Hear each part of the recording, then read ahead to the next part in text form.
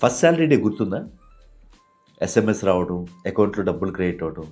కానీ చాలామంది మైండ్‌లో ఒకటే ఫస్ట్ థాట్ ఉంటుంది. ఇన్నాళ్ళు కష్టపడ్డాం గదా! ఈ ఫస్ట్ శాలరీతో మంచిగా ఎంజాయ్ చేసేద్దాము అని. తప్పేం లేదు అలా ఎంజాయ్ చేయటంలో. కానీ ప్రాబ్లమ్ అంతా అక్కడే స్టార్ట్ అవుతుంది. చాలామంది చేసే ఫస్ట్ మిస్టేక్ ఏంటంటే, ఫస్ట్ శాలరీ గదా! ఫుల్‌గా ఎంజాయ్ చేసేద్దామని చెప్పని అనుకుంటారు. చాలామంది ఇమ్మీడియేట్‌గా మొబైల్ అప్‌గ్రేడ్ చేయటం. అండ్ కొంతమంది బైక్ డౌన్ పేమెంట్ కట్టేసి బైక్ తీసేసుకోవటం. లేదంటే ఫ్రెండ్స్‌కి మంచి పబ్‌కో, ఎక్కడికో తీసుకెళ్ళి మంచి పెద్ద పార్టీ ఇవ్వటం. సాలరీ మొత్తం ఫినిష్. కానీ ఇదే మనకు తెలియకుండా హ్యాబిట్ అయిపోతుంది. ఫస్ట్ సాలరీ మనకి డిసిప్లిన్ నేర్పించాలి గానీ, లైఫ్ స్టైల్‌ని అప్‌గ్రేడ్ చేయడం నేర్పించకూడదు ఫస్ట్ సాలరీతోనే. 3 simple rules will keep you safe. First rule, pay yourself first. ఖర్చు పెట్టడానికి ముందు సేవ్ చేయటం అలవాటు చేసుకోవాలి.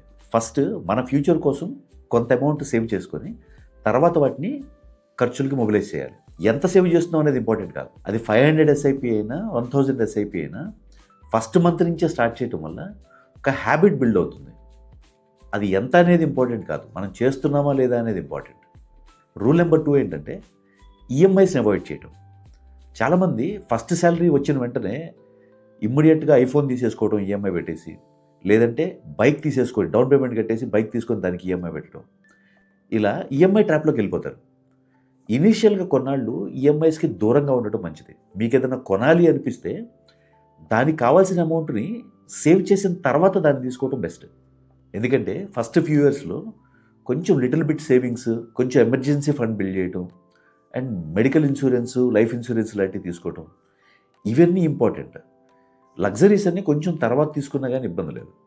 రూల్ నెంబర్ 3 ఏంటంటే ఎమర్జెన్సీ ఫండ్ బిల్డ్ చేసుకోవటం. ఎందుకంటే ఇవాళ ప్రతి ఇండస్ట్రీలో జాబ్స్ అన్‌సర్టనిటీగానే ఉన్నాయి.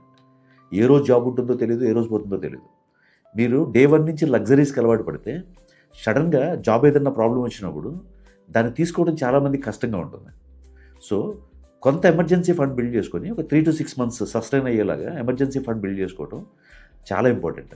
ఇది లేకపోతే ఏమవుతుందంటే, జనరల్‌గా ఉద్యోగం రాగానే ప్రతి బ్యాంక్ వాళ్ళు కూడా క్రెడిట్ కార్డ్ అని చెప్పని క్రెడిట్ కార్డ్స్ అంటగట్టేస్తుంటారు.